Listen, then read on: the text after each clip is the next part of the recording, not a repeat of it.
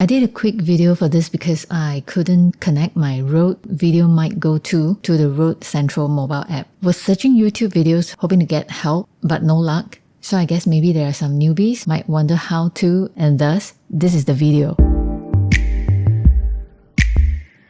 So how do you connect the Rode VideoMic Go II to the Rode Central mobile app on the Samsung or any Android phone? But first, ensure you have the Rode Central mobile app installed on your Android phone. You can download it from the Google Play Store if you haven't already. If you need to, scroll to the back for the tutorial. What you need is the USB-C to USB-C cable. This is not the Rode USB-C cable but the Samsung USB-C cable, and it works. So I assume you can use any of the USB-C cable in this case. Connect one end to the VideoMic Go II on its USB-C port. Make sure not the 3.5 jack, not this one, but this USB-C output, and connect the other end to your device. The Rode Central mobile app should launch by itself. Otherwise, launch the app, open Rode Central, blah blah blah.